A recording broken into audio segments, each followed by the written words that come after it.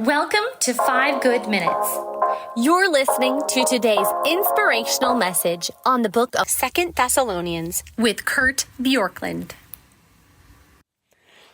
2 Thessalonians chapter 3, verse 13 has a simple word. It says, "As for you, brothers and sisters, never tire of doing what is good." And I'm going to do something today with this that I don't love to do just because it's a little like, hey, I know Greek, so let me show you a couple things you wouldn't know. But the Greek here is so cool that I want you to just see, because in English translations, it's basically don't tire in doing good. And we read it very quickly and just say, oh, yeah, okay, yeah, I get it. Here's what's cool about it. The word do not tire, the phrase do not tire, is, first of all, in a subjunctive mood with a negative assertion, which is a strong way of saying don't do this. And the word that's translated here for don't tire means not to lose heart. It was used to say don't shrink from your duty, and it was used specifically of a warrior who lost courage in the middle of a battle. So somebody would shrink from duty, so they would lose heart, they would tire, they would become somebody who would say, I just can't go on, I can't do this anymore, it's not worth it, I don't want to go on. And I don't know if you've ever felt that way, but to hear that phrase, like don't lose heart, don't give up, don't shrink away from your duty, doesn't necessarily make us say, oh, okay, yeah, I guess I won't. You're right. Why didn't I think of that?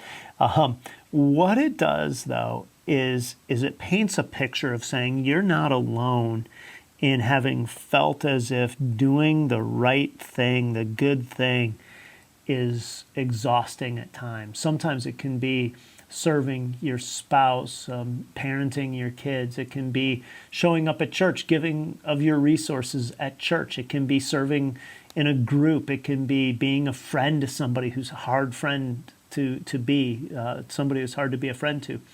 These are things that you can tire of.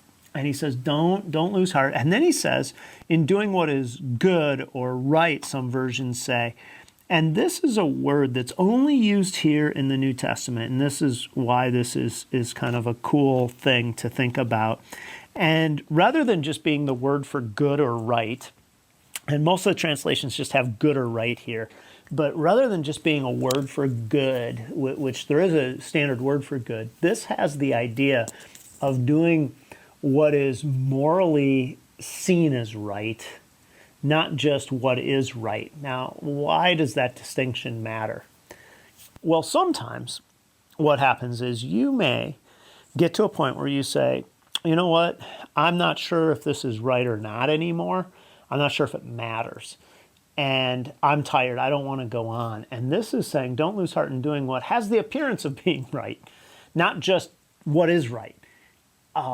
It's actually a higher bar, because he's saying you should pay attention to how your life is being perceived. And this fits right in with the idea of follow our example. We offer yourselves as a model. We offer ourselves as a model for you to imitate. What he's saying here is really a word to himself. Don't ever tire in doing what is morally acceptable, what is seen as morally virtuous among other people, because you are pointing others to Christ. I've heard it said, and I've used this phrase before, your life, my life, will either be an example for people or an excuse for people.